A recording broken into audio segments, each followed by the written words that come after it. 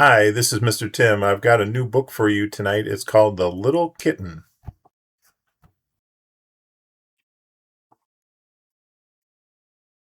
Jenny's cat was restless. It was time for her kittens to be born.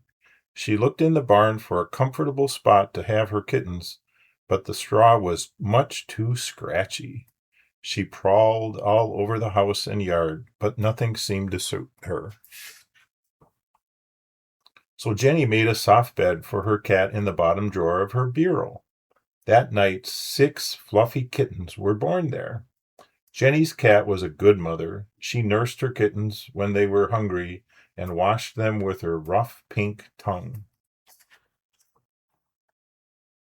At first, the kittens seemed to sleep all day, but in a few weeks they were rumbling all over one another. When the mother cat wanted a little peace, she crouched under the drawer. One little kitten was more curious than the others. He was the first to try his wobbly legs. He was the first to peek over the edge of the drawer, and he was the first to climb out of the bureau. Plop! He fell to the floor. But Jenny found him and scooped him up before he had a chance to get into trouble. Jenny's mother promised that she could keep one of the kittens. They would find new homes for the others. Jenny loved every one of the kittens, but she loved the curious kitten the most. "You're my favorite," she said to the kitten. "Meow," said the kitten, answered softly. Jenny made a bed for her kitten in a special basket. The kitten tried it out right away. He was still little and needed lots of naps. When he woke up, he was ready to go exploring. The curious kitten scampered through the house. He found Father's sneakers and tried to squeeze inside. But already he was too big to fit. The kitten was growing very fast. Soon the kitten was old enough to drink milk from a dish. At first he didn't know what to do. He stepped right into it. Milk stuck to his paws and dripped from his chin. "Oh, what a pickle you're in," said Jenny, when she saw the milky kitten.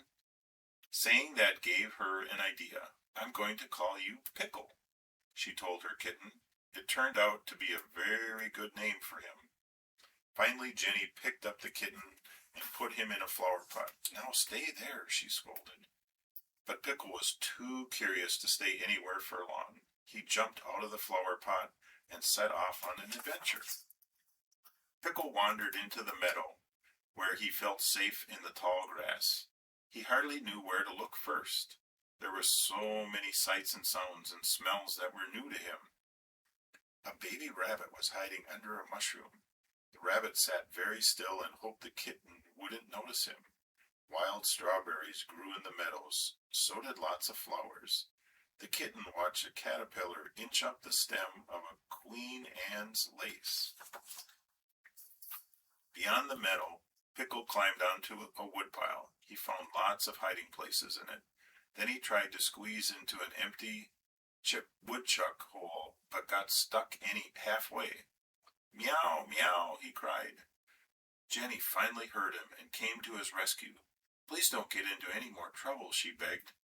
After that, she held her kitten very close whenever she took him outdoors. Pickle liked Jenny's attention, but he liked to explore even better. It wasn't long before he slipped away again.